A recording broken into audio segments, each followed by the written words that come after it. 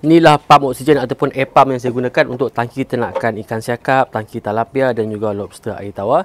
Dan kalau untuk hidroponik pun inilah pump yang saya gunakan. Model pump ni Hailia CP60 AC/DC air pump. Input voltage 220 volt hingga 240 volt AC, frekuensi 50 Hz. Dan kita kat Malaysia ni kalau nak beli peralatan elektrik kena pastikan 50 Hz. Kalau tuan-tuan buat sistem kuasa solar, nak pilih inverter, pilihlah inverter yang 50 Hz. Rated power 80 watt dan rated output 60 liter per minit. Dan working time untuk DC adalah selama 8 jam. Maksudnya kalau tak ada supply daripada AC daripada TMB, pump ni mampu running selama 8 jam dengan menggunakan bateri yang ada dekat dalam ni. Berat pump ni 6.7 kilo. Dan masa yang diperlukan untuk cas bateri yang ada dekat dalam ni adalah 12 jam. Tapi konsep dia tak sama dengan handphone. Kalau handphone kita ni, kita guna dah habis kita cas. Tapi yang ni tak payah sebab bateri ada dekat dalam ni. Apa yang kita cuma perlu buat, kita sambungkan AC cord ni pada plug, kita onkan. Dia akan hidupkan pump dan pada masa yang sama dia akan cas bateri yang ada dekat dalam pump ni. Dan konsep ataupun cara kerja pump ni sama dengan UPS yang kita pasangkan pada komputer. Tapi masalah sekarang ni, bateri yang ada dekat dalam ni dah rosak. Sebab pump ni saya dah gunakan dekat 3 tahun. Dan kebiasaannya, bateri SLA ni, bateri yang digunakan dalam ni hanya boleh bertahan dalam 2 tahun lebih saja. Jadi sekarang ni dah dekat 3 tahun, bateri ni pun dah rosak, dah tak boleh nak menyimpan cas. Jadi kalau ada power trip, tak ada power daripada TMB, pump ni pun akan mati.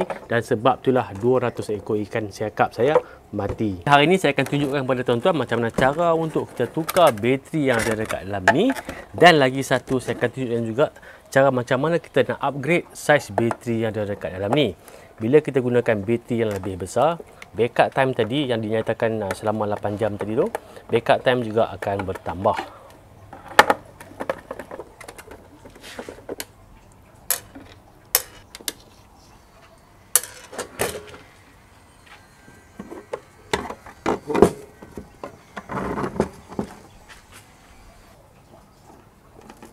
Dan komponen yang ada dalam ni pun agak simple, tak adalah complicated sangat pun. Yang ni adalah air pump dan saya rasa pump ni adalah pump DC sama dengan pump yang saya beli untuk sistem kuasa solar. Tapi kejap lagi kita akan test, kita akan tentukan sama ada pump ni adalah AC ataupun DC. Kemudian kat sini adalah bateri. Kejap lagi kita akan buka, kita keluarkan bateri dan kita tengok kapasiti bateri ni. Kemudian dekat sini kita ada power supply module dan juga charging board. Dan dekat sini adalah controller module.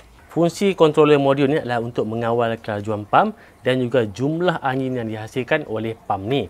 Dan lagi satu, tadi dekat spek tadi dia bagi tahu pump ni boleh bertahan selama 8 jam.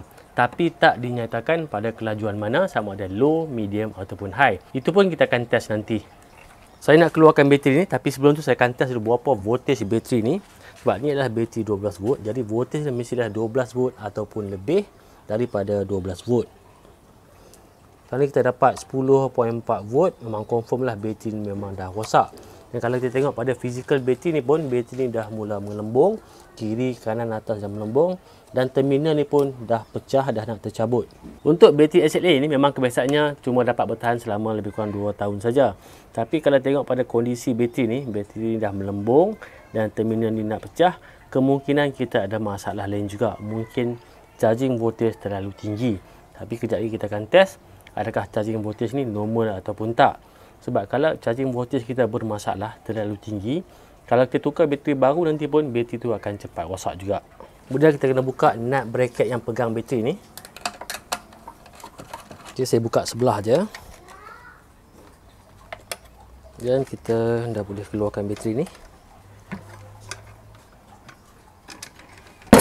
Bateri yang ada dalam pump ni tadi, bateri 12 volt, 12 mAh. Bateri jenis C-lead acid battery dengan kapasiti 12 mAh. Okey, kapasiti bateri tadi kita dah tahu. Jadi kalau tuan-tuan yang gunakan pump yang sama, Hailia CP60 ni, kalau ada masalah dengan bateri, tuan-tuan boleh beli bateri yang baru.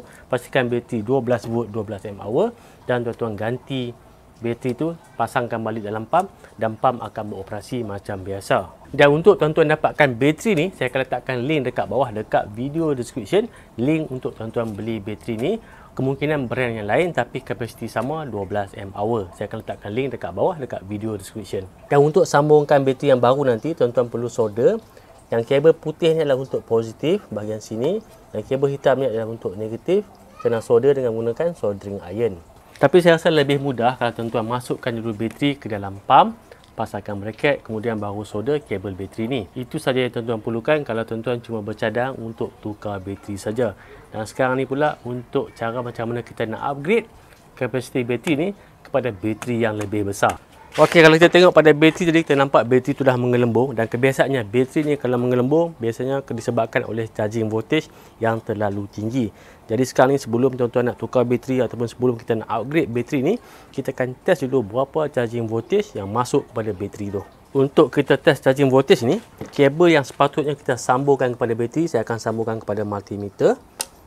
Kemudian kita sambungkan AC supply. Kita cuba onkan.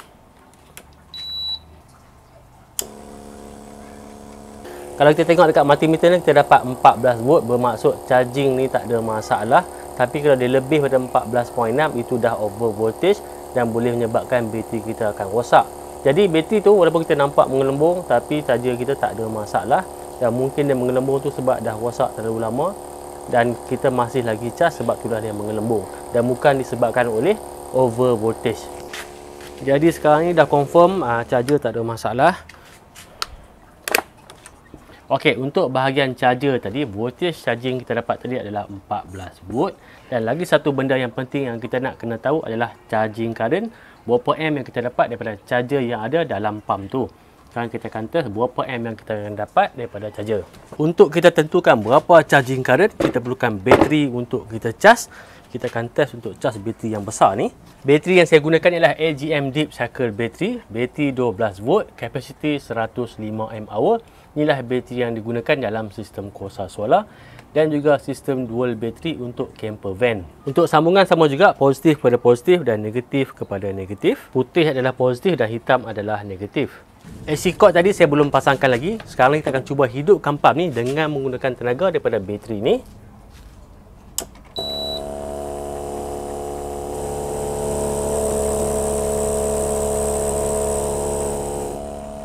Boleh berfungsi, tak ada masalah. Dan sekarang ni pula saya akan sambungkan AC cord untuk kita onkan pump ni dengan menggunakan AC power, dan pada masa yang sama dia akan charge bateri yang besar ni.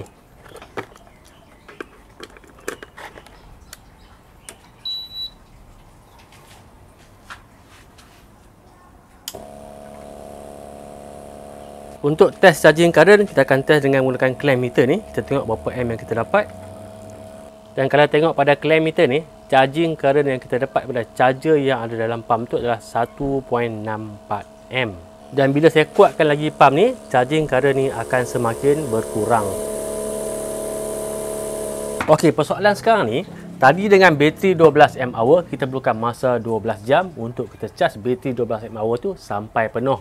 Bermaksud charging current dah set pada ataupun dikira pada 1 amp. Okey. Sebab kapasiti bateri 12 mAh dan perlukan masa 12 jam, bermaksud charging current yang dikira adalah 1 amp.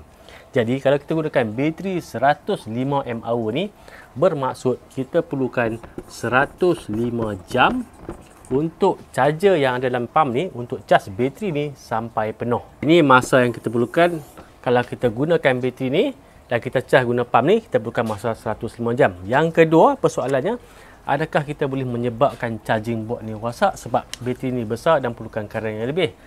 Dan berdasarkan apa yang kita tengok tadi, bila kita kuatkan pump, charging current pun akan turun. Bermaksud dalam charger ni dia ada current limiting. Maksudnya kalau bateri ni perlukan current yang lebih pun, dia akan supply setakat mana yang dia mampu supply saja sebab dia ada current limiting. Sebab tu kita tengok tadi, bila kita kuatkan pump, charging current pun akan berkurang. Jadi tak ada masalah kita gunakan bateri yang besar ni, cuma charging akan ambil masa yang lama, 105 jam. Okey, sekarang ni pula tentang berapa lama kita boleh onkan pump ni hanya dengan menggunakan tenaga daripada bateri tanpa supply pada TMB. So saya akan onkan pump ni pada tahap medium, sebab biasanya saya akan on pada medium saja. Kalau kita on pada tahap medium, dia akan draw lebih kurang 0.99 amp, jadi kita genapkanlah kepada 1 amp. Kita cuba pula pada tahap maksimum. Maksimum dia akan draw 1.5 amp daripada bateri. Kalau kita tengok pada spek pump tadi di awal video tadi, dengan bateri 12 mAh ni, pump ni dapat running selama 8 jam dengan menggunakan bateri. Dan lagi satu benda yang kita kena ingat, bateri ni adalah bateri SLA dan DOD untuk bateri SLA ni hanyalah 50%. Maksudnya jumlah tenaga yang kita boleh gunakan daripada bateri 12 mAh ni hanyalah 6 mAh saja. Jadi kalau kita onkan pump tadi pada tahap medium, dia akan draw 1 M. Bermaksud kita cuma boleh run pump ni pada medium selama 6 jam sahaja. Dan dengan bateri yang besar tadi, yang bateri AGM 105 mAh tadi tu, untuk AGM dia punya DOD adalah 70%. 70% daripada 105 mAh bersamaan dengan 73.5 mAh. Sebab dia punya DOD lebih tinggi 70%. Jadi, kalau kita gunakan bateri yang besar tu, kita on pada tahap medium. Bila medium dia draw 1 M, bermaksud pump tu boleh bertahan selama 73 jam. Tapi untuk cas kita perlukan 105 jam. Kalau 105 jam ni bersamaan dengan 4 hari lebih, maksudnya 4 hari masa yang kita perlukan untuk bateri tu penuh. Jadi walaupun 4 hari baru nak penuh, saya rasa tak ada masalah sebab bateri tu dia lebih kepada standby, sama juga macam UPS. Pump kita akan jalan macam biasa, pada masa yang sama dia akan cas bateri tu. Selepas 4 hari bateri tu akan penuh. Dan kalau tuan-tuan gunakan bateri yang lebih besar, sebagai contoh tuan-tuan gunakan 2 biji bateri 100 mAh tu, kita perlukan 210 jam dan selama 8 hari masa diperlukan untuk kita cas sampai bateri tu penuh. Okey, untuk projek kita upgrade bateri air pump tu akan ada sambungan lagi sebab bateri tu besar, mustahil kita boleh masukkan bateri tu ke dalam pump. Jadi saya kena buat casing ataupun kena buat kotak khas untuk bateri tu. Dan saya akan sharekan nanti macam mana cara kita nak buat konektor daripada bateri pergi ke pump. Dan mungkinlah saya akan buat rak untuk letak bateri dan juga pump tu, kena buat rak yang barulah.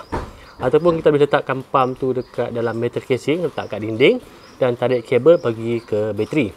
Okey, nampaknya sampai sekat saja untuk video kali ni. Hari pun nak hujan. Sampai jumpa lagi. Assalamualaikum. Jangan lupa like dan subscribe YouTube channel Keperluan Malaysia.